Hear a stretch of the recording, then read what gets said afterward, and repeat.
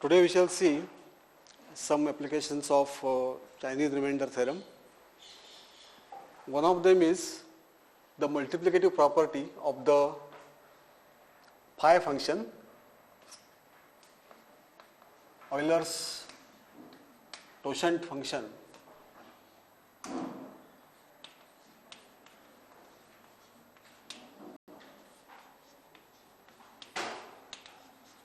phi n.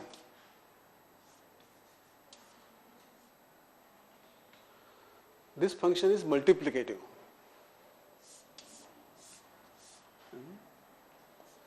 Is multiplicative.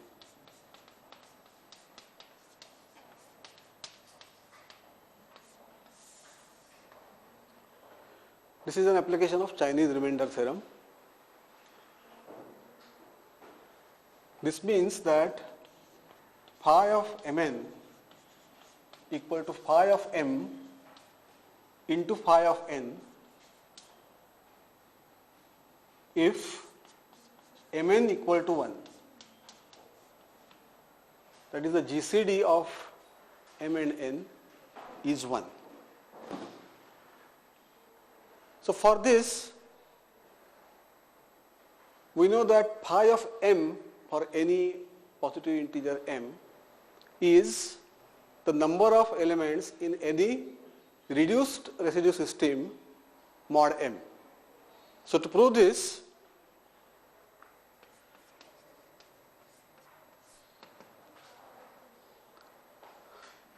for any positive integer m,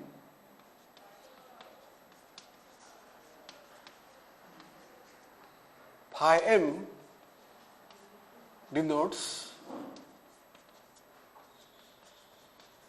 the number of elements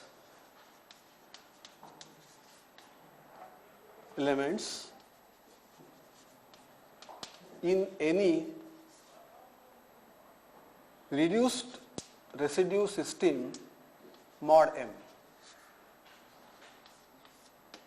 RRS means reduced residue system.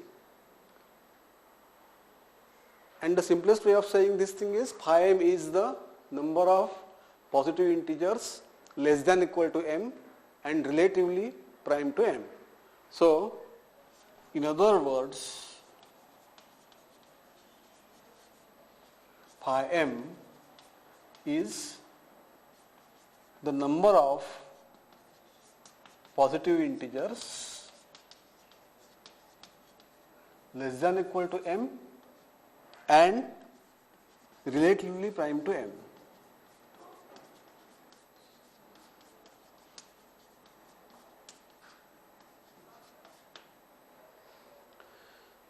So phi m is the cardinality of the set Rm. Rm is the set of reduced residues mod m. Any reduced residue system mod m you take, and then you will see some bijection between appropriate sets. So for any positive integer m, let Rm be a reduced residue system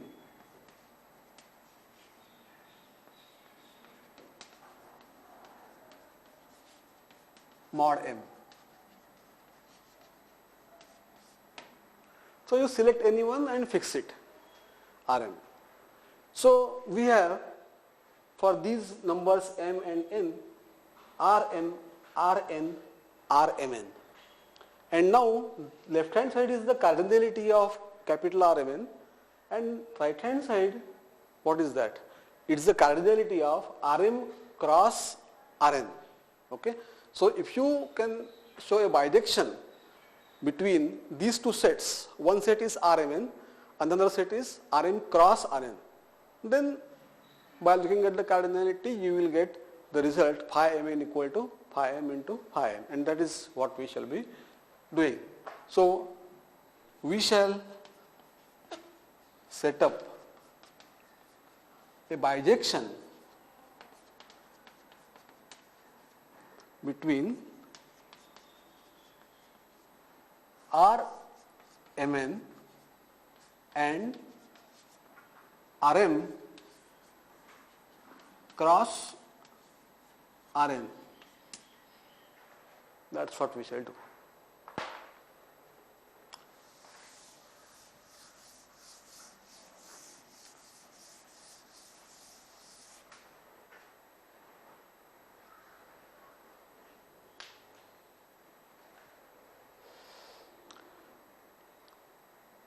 So define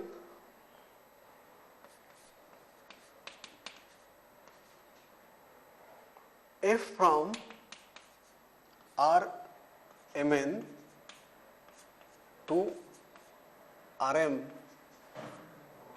cross Rn as follows.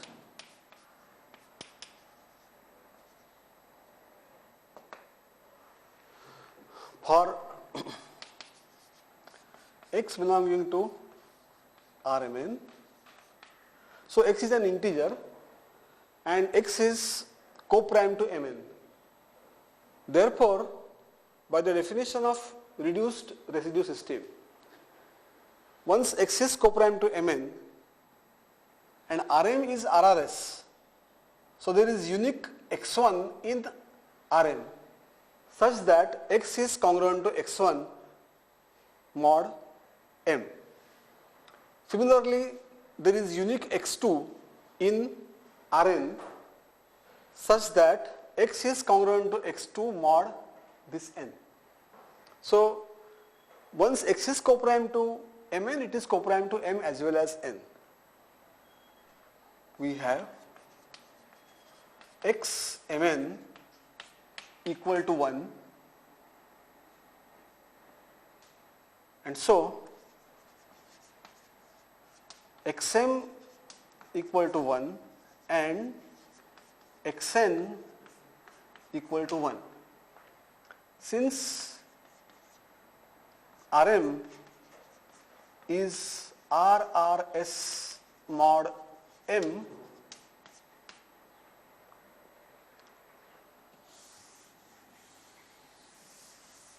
there is x1 in Rm such that x congruent to x1 mod M,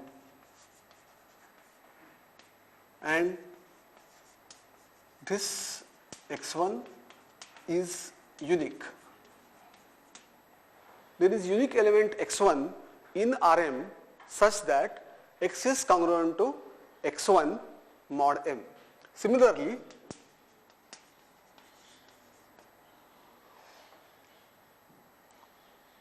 Rn is RRS mod n and x is already co-prime to n. So, there is unique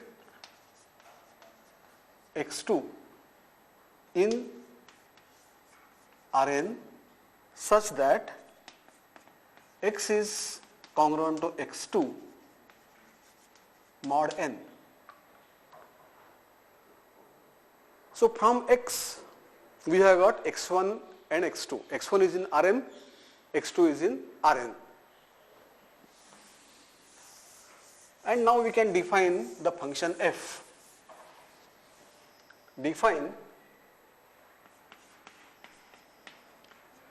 f of x equal to x1, x2. This is a function from Rmn to Rm cross Rn. And is the function 1, 1, is the function on 2? These are the questions. So, suppose x dash belong to Rmn and let fx equal to x1, x2, f x dash equal to x1 dash, x2 dash. Two elements are there, their images like this, and suppose fx equal to fx dash. Suppose fx equal to fx dash. That means x1 equal to x1 dash, x2 equal to x2 dash. Therefore, x1 equal to x1 dash and x2 equal to x2 dash.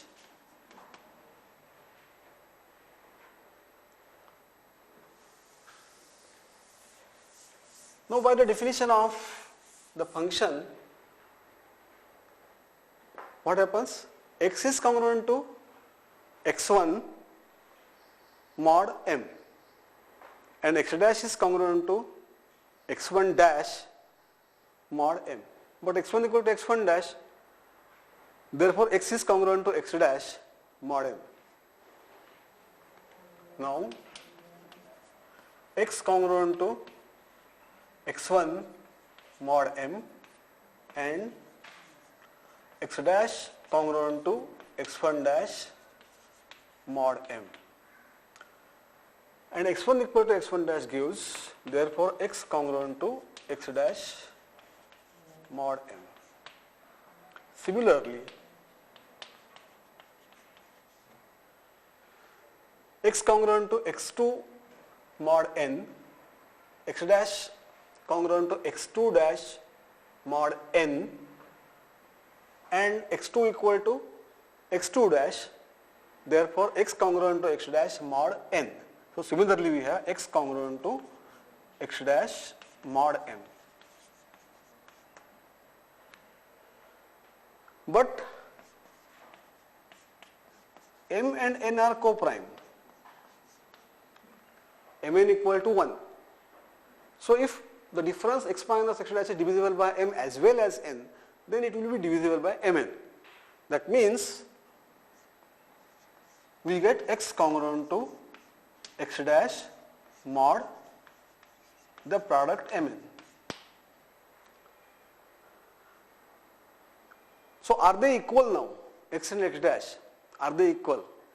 See that x and x dash are in the same complete residue system mod mn, and any two different elements in a complete residue system, they are incongruent. Okay, but they are congruent means they must be equal. So since x, x dash are in the same RRS Rmn modulo n, it is the same reduced residue system modulo mn, and they are congruent to each other, they must be equal. X, x dash must be equal. Okay. That is, fx equal to fx dash implies x equal to x dash.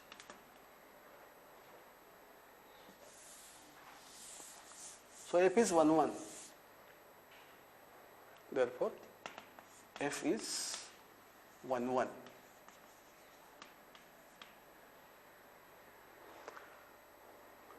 To prove that it is bijective, we have to show it is onto also. Is it onto? So let now x1, x2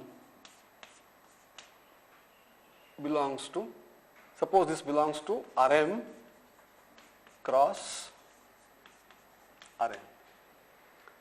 Is it the image of something in Rmn? That's the question.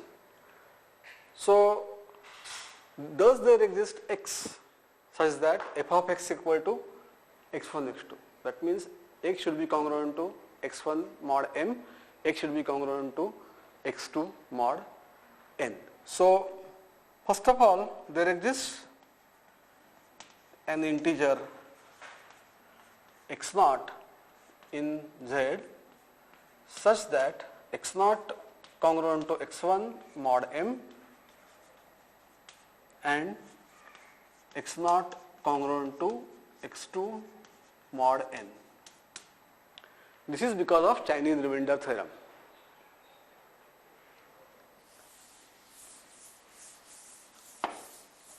this follows from Chinese remainder theorem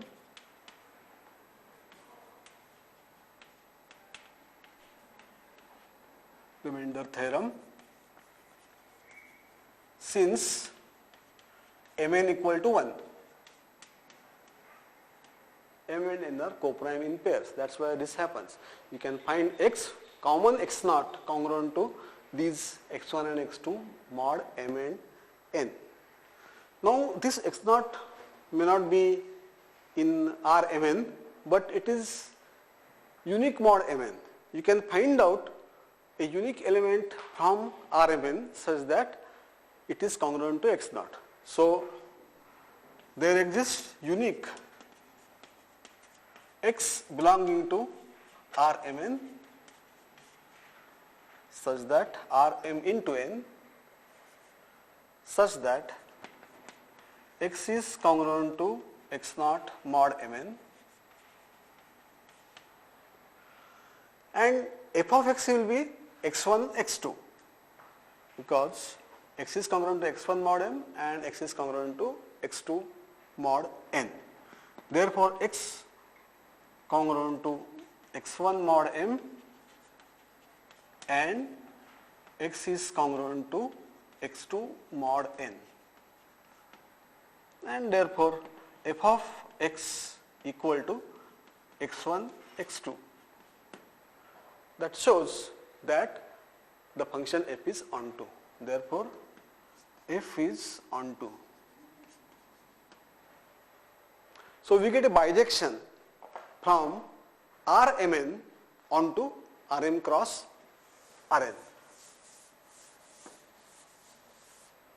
Thus, Rmn and Rm cross Rn are in bijective correspondence. That is, there is a 1-1 onto map from the first set Rmn to onto the second set Rm cross Rn. Now, when two sets are in bijective correspondence, immediately you can say that they have the same cardinality. Okay? So, therefore, cardinality of Rmn is equal to cardinality of Rm cross Rn. But what is the cardinality of product of two sets? It is cardinality of Rm into cardinality of Rn. So, this is equal to cardinality of Rm into cardinality of Rn. And that is phi of Mn equal to phi m into phi n, because cardinality of Rmn means phi of Mn. Therefore, phi of Mn equal to phi m into phi n. So this property is called as the multiplicative property of the Euler's function. So Euler's function is an arithmetic function. So let me just define what is an arithmetic function. A function f from natural numbers to complex numbers is called an arithmetic function.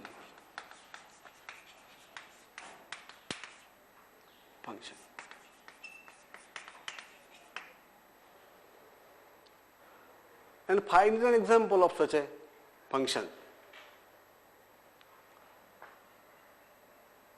So, example, phi of n is an arithmetic function.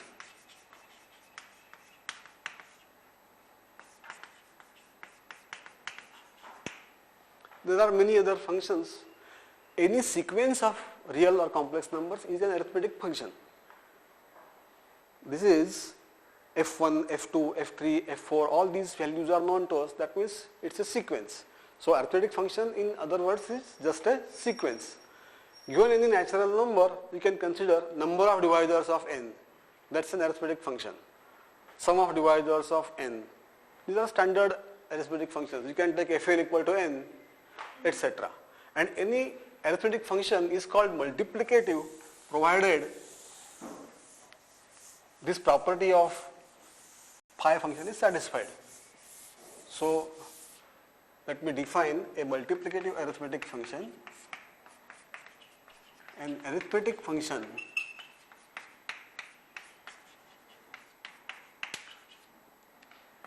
f of n is said to be multiplicative if,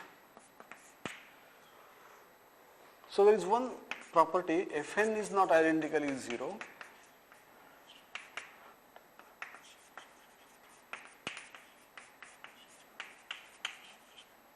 this is one basic requirement, and second is this property f of mn equal to fm into fn for all positive integers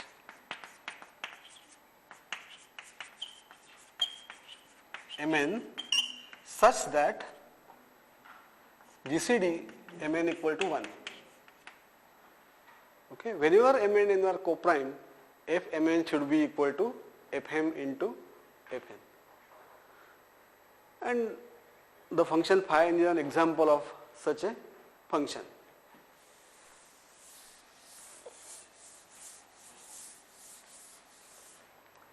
Thus, phi n is a multiplicative arithmetic function.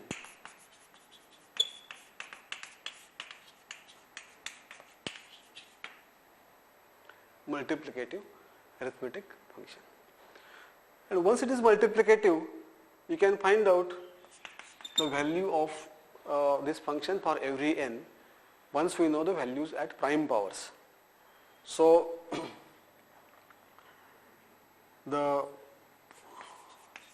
values of any multiplicative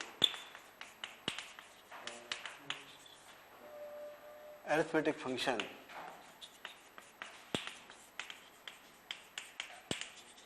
can be obtained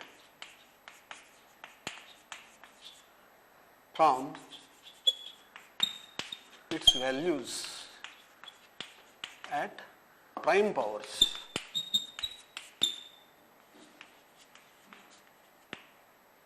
Its values at prime powers. This is because you can extend this property fmn equal to fm into fn where there are more factors. So f n1 n2 nk, for example, where ni nj are co-prime in pairs. If you have that, then you immediately get f n1 n2 nk is equal to fn1 into fn2 into fnk. That we can deduce immediately by induction. So I will just make a note of this. If n1 n2 nr are co-prime in pairs,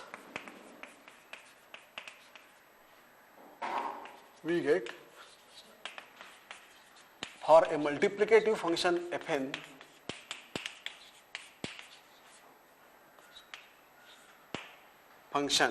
multiplicative function fn, f n1 n2 nr equal to f n1 f n2 etc. f nr. Okay, because see n1 into nr minus 1 into nr, you can just split like this. Then n1 into nr minus 1 is co-prime with nr. So this will be equal to f of n1 into nr minus 1 into f of nr. Again you go split this n1 into nr minus 1, again split it into two parts. Doing like this you can get this result. Okay. Now the canonical factorization of any positive integer n is in terms of prime powers. So let us use that. So if n equal to p1 raised to a1 etc. pr raised to ar, pi primes, these are distinct,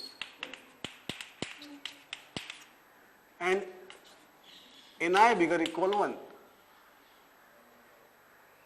ai bigger equal 1.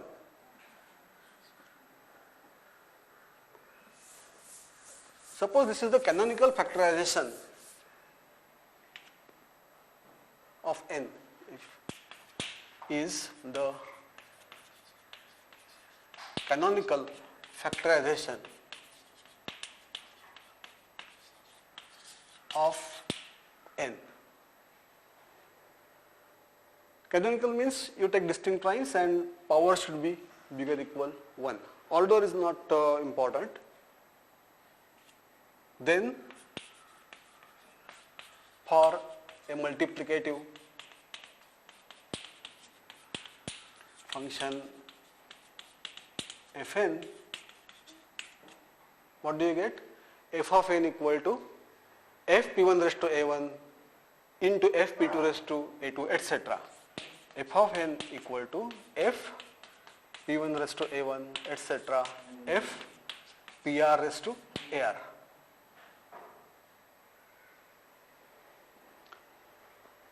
So if you want to know fn, you should know this f p1 raised to a1 etc. f pr raised to ar. So let us find pi of p raised to a for any prime p, and from that we immediately get the value of pi of n. Okay. So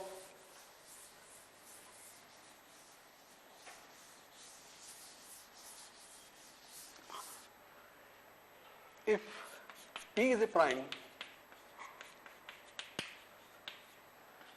and a is bigger equal 1, this is an integer,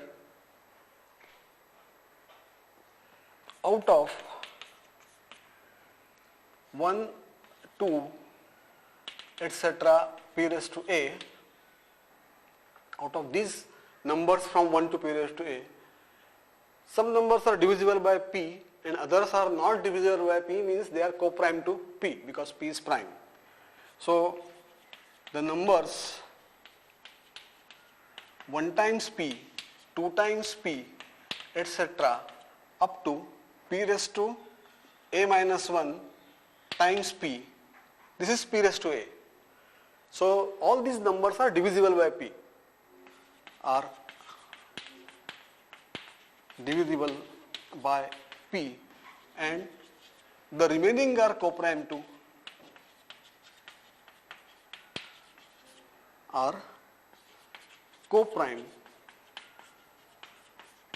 p, and co-prime to p means they are co-prime to p raised to a. So co-prime to p raised to a. Okay, we want the numbers less than or equal to p raised to a and co-prime to p raised to a.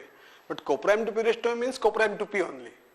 So that's what we are doing. So what are the numbers which are divisible by p?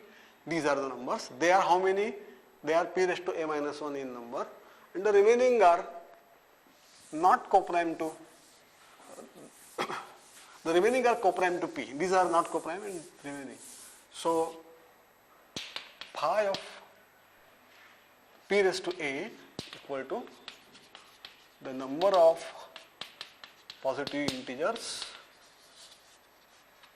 less than or equal to p raised to a and relatively prime to p raised to a. And this number is what? All numbers up to p raised to a, they are p raised to a in number. The numbers which are divisible by p and so not relatively prime to p raised to a, they are p raised to a minus 1. So this is the value of phi of p raised to a. And this we can write in different ways. If you take p raised to a minus 1 common, we can write it as p raised to a minus 1 into p minus 1. You can take p raised to a common also. That is another way. P raised to a. If you take this common, then you should write 1 minus 1 upon p. This is another way of writing the same thing. So this is phi of p raised to a, and therefore for the previous canonical factorization, for n equal to p1 raised to a1 etc. pr raised to ar, as before, phi of n equal to phi of p1 raised to a1 etc. phi of pr raised to ar. And this is, now we can substitute for each of these. So we can either say product of pi raised to ai minus pi raised to ai minus 1, I equal to 1 to r. This way we can write. Or you can also write it as p1 raised to a1 minus 1 etc. pr raised to ar minus 1 multiplied by p1 minus 1 etc. pr minus 1. This is another way of saying it. Or you can say last form. Last form is p1 raised to a1 etc. pr raised to ar into 1 minus 1 upon p1 etc. 1 minus 1 upon pr. This way you can say. And here this number is actually n. So you can say that this is also equal to n times 1 minus 1 upon p1 etc. 1 minus 1 upon pr. That is another way of writing the same thing. So there are different ways of writing phi of n. So we could calculate the value of phi of n because phi n is a multiplicative function. Remember that it is not what is called totally multiplicative, and just the knowledge of phi of p is not enough, okay, for this. So as an example, let us find out phi of 200. What is this? So factorize this. This is equal to phi of, so 2 raised to 3 multiplied by 5 raised to 2. And this is phi of 2 raised to 3 into phi of 5 raised to 2. Phi of 2 raised to 3, we know p raised to r, p raised to a. So this power minus the previous power. So 2 raised to 3 minus 2 raised to 2. And this is 5 raised to 2 minus 5. So this is 8 minus 4 is 4 multiplied by 25 minus 5 is 20. So this is 80. In this fashion, phi of any positive integer can be obtained.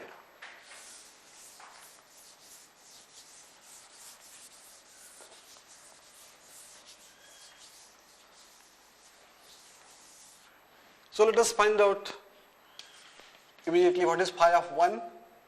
Phi of 1 is anyway 1. Positive integers less than or equal to 1 and relatively prime to 1. That means 1 only. What is phi of, let us say 10. It is phi of 2 into phi of 5. Phi of 2 is 1. Phi of 5 is 4. So answer is 4. What is phi of 36? 36 is 9 into 4. So it is phi of 9 into phi of 4. Now phi of 9 is, it's a prime power. So it is 9 minus 3. That is 6. And phi of 4, that is 2. So this is 12. Okay. It is phi of 9 into phi of 4. Phi of 9 is 6. Phi of 4 is 2. So this is how you can get the values of the phi function. So this was one application of Chinese remainder theorem, multiplicative formula for the Euler's function you could obtain because of Chinese remainder theorem. Chinese remainder theorem showed that the function that we defined from Rmn to Rm cross Rn, that function was onto. Ontoness, you actually could be obtained using CRT, Chinese remainder theorem. Another application now we shall see for number of solutions of a polynomial equation modulo various numbers m, n, etc. And here we shall denote let us say capital N m as the number of solutions of a polynomial congruence mod m. And this function is also an arithmetic function, because for every m there is some number nm, capital N into bracket m. What is this number? This is the number of solutions of the congruence mod m. So this is an arithmetic function, and this function also is multiplicative. That means if m and n are co-prime, then capital N of mn is equal to capital N of m into capital N of n. So another application of Chinese remainder theorem, CRT. So here let for any positive integer m, capital Nm denote the number of solutions to the polynomial congruence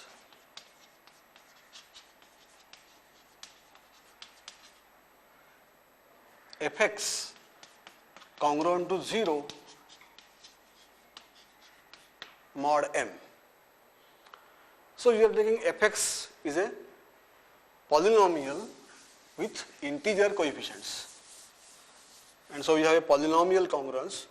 So let me just record that here fx belongs to zx, that is it's a polynomial. Fx is a polynomial with integer coefficients. Integer coefficients.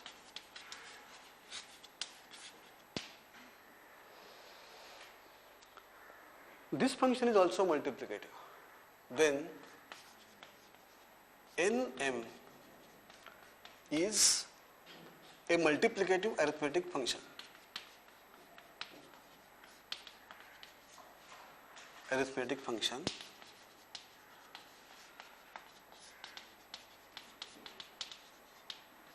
that is n mn equal to nm into nn whenever mn equal to 1, whenever n and m are relatively prime. Again the method of proof will be similar. That is, we take a set whose cardinality is n and m, set whose cardinality is nm, and set whose cardinality is nn, and we show a bijective correspondence from the first set to product of the two sets corresponding to nn and n small n. So obvious sets are sets of solutions. So we let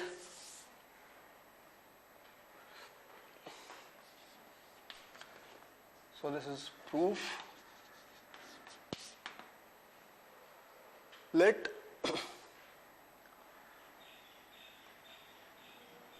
S, or let us say x m equal to the set of solutions of fx congruent to 0 mod m in the solutions are in some complete residue system mod m in a chosen CRS, complete residue system mod M. XM is the set of solutions of the congruence in some chosen complete residue system mod M. So suppose this complete residue system, actually in any two different complete residue systems, the number of solutions is going to be the same. But for this specific thing, we choose one CM. So say CM.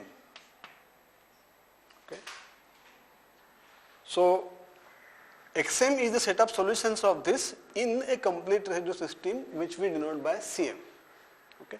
For every M we have such complete residue system. Okay. Now what shall we show here? Here we consider capital X Mn, then capital X M and capital X N, cross product of these, and then you show bijection. So as before, a procedure is same. Define a function now as G from XMN to XM cross XN. Complete residue system mod Mn. From that you take solutions which are forming this set capital X Mn. This is solution set, this is solution set, mod M, mod N. What is the way of defining this function? So take any solution X and then it will go to X1, X2. So first of all, X will go to a unique X1 mod M and unique X2 mod N belonging to Cm and Cn. So let X belong to Xmn. Then there are unique X1 in Cm and X2 in Cn such that X congruent to X1 mod M and X congruent to X2 mod N. Such X1 and X2 are uniquely determined elements of Cm and Cn. Because these are complete residue systems, we have these things. Now the question is that these X1 and X2 are in Cm and Cn, that is fine. But we want these to be in the sets Xm and Xn. Are they in Xm and Xn? That is the question. It belongs to Xm means what? It's a solution of the congruence. Fx congruent to 0 mod M and Fx congruent to 0 mod N. So are they solutions? That's the question. But X is the solution, that's already known to us. Since X belongs to Xmn, f of X congruent to 0 mod Mn. Therefore, Fx congruent to 0 mod M also, because M divides Mn. But X congruent to X1 mod M. X and X1 are congruent.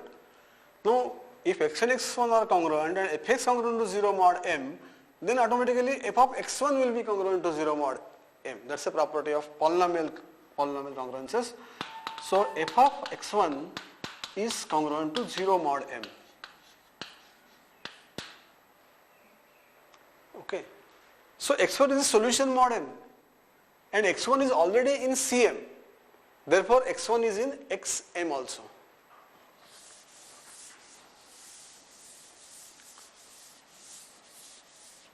Now,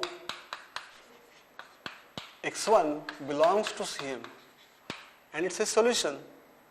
Therefore, X1 belongs to Xm. And similarly, X2 belongs to xn. Similarly,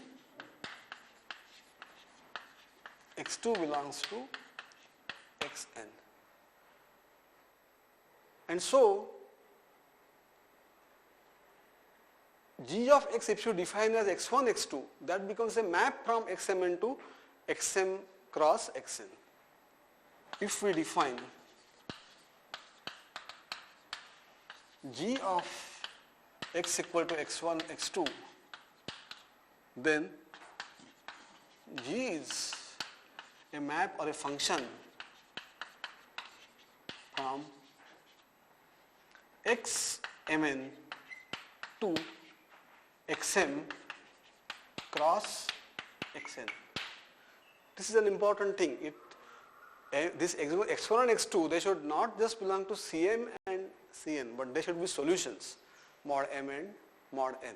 So now we have a function now g like this from xmn to xm cross xn. And now the other things are, is this function 1, 1, is this function onto. That is also straightforward. And for ontoness you have to use Chinese remainder theorem. 1, 1 will be straightforward. So suppose gx equal to x1, x2, gx dash, this proof is same as before, x1 dash, x2 dash, and gx equal to gx dash, therefore x1 equal to x1 dash and x2 equal to x2 dash. Okay, two ordered pairs are same means corresponding components are equal. So x1 equal to x1 dash, x2 equal to x2 dash. And now gx equal to x1, x2 means that x is congruent to x1 mod m. X congruent to x1 mod m and x dash is congruent to x1 dash mod m. But x1 equal to x1 dash, these two are equal, therefore these two are congruent mod m.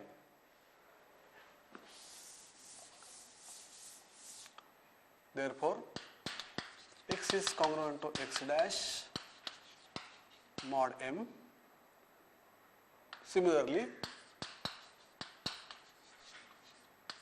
x congruent to x dash mod n, but mn equal to 1, GCD is 1. Therefore, x congruent to x dash mod mn. Okay, but they are in the same complete residue system mod mn, but x dash are in the same CRS mod mn, namely, what is this CRS mod mn? We have denoted it by Cmn.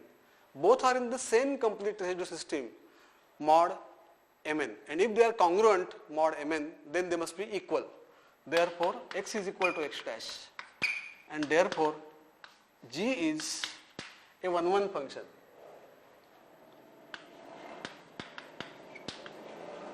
It's a 1-to-1 function, and ontoness will be by Chinese remainder theorem.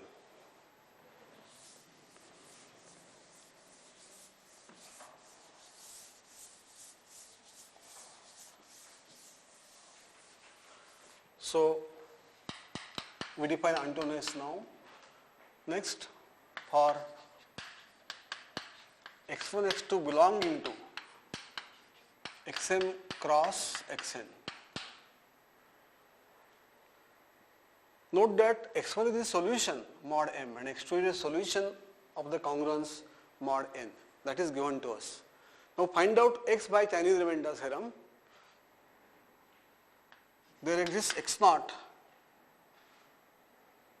congruent to x naught such that, this is an integer such that x naught congruent to x1 mod m and x naught congruent to x2 mod m mod n. This is by Chinese remainder theorem.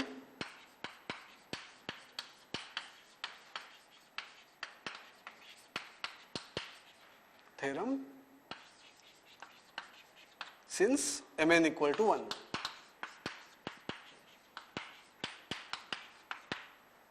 Since mn equal to 1.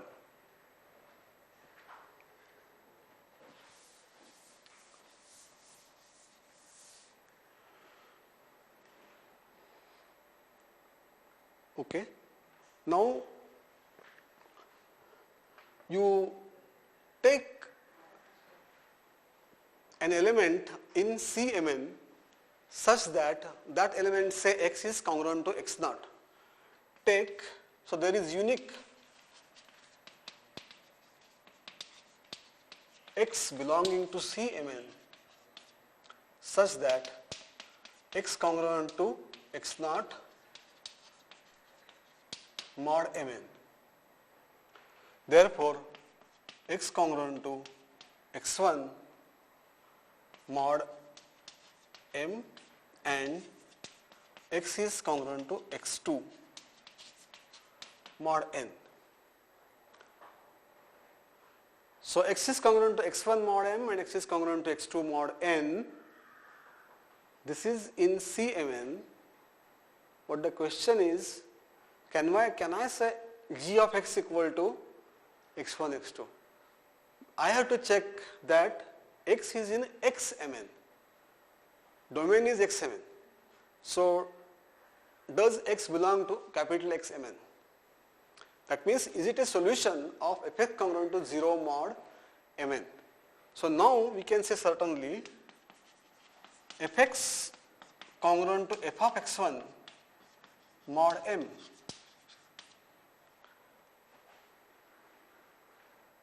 and f of x1 is 0 mod m, because x1 is the solution. See, x1 was in x, capital X into bracket m. So x1 is the solution, and so this is 0 mod m. Similarly,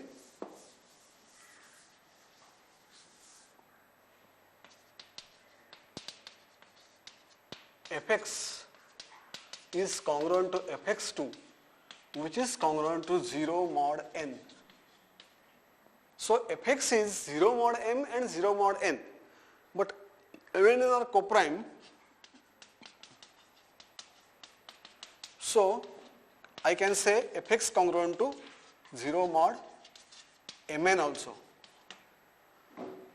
So x is the solution, and solution means, so it is in Cmn and it's a solution. Therefore x belongs to capital X mn. Capital X mn. And now you see x belongs to capital X mn and x is congruent to x1 mod m and x is congruent to x2 mod n. That means g of x is equal to x1, x2. Since x congruent to x1 mod m and x congruent to x2 mod n, and because fx is 0 mod mn, that means x belongs to capital X mn, we get that g of x equal to x1, x2, and that is g is onto. Thus g is bijective, 1, 1 onto. Bijective means 1, 1 as well as onto, and therefore these sets are in bijective correspondence. Therefore this set is xmn and xm cross xn are in bijective correspondence.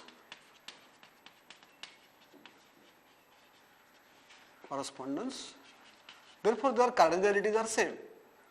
Therefore cardinality of xmn equal to cardinality of xm cross xn, which is cardinality of xm multiplied by cardinality of xn, and that gives you the result. This is nmn and then nm into nn, and therefore we can say nmn equal to nm into nn. That is what we wanted to prove. Number of solutions with polynomial congruence mod mn is equal to the product of number of solutions mod m and number of solutions mod n. And this we can extend for more numbers also, and that is how you can get solutions mod any positive integer if you know solutions mod prime powers, because you can first of all find solutions mod prime powers and combine these solutions by using Chinese remainder theorem to get solutions mod the given positive integer. Okay, and if so happens that you see that there is no solution for some prime power dividing the number m, then it follows immediately that there is no solution mod that number. That's another advantage. Okay, so we will see more about this in later lectures.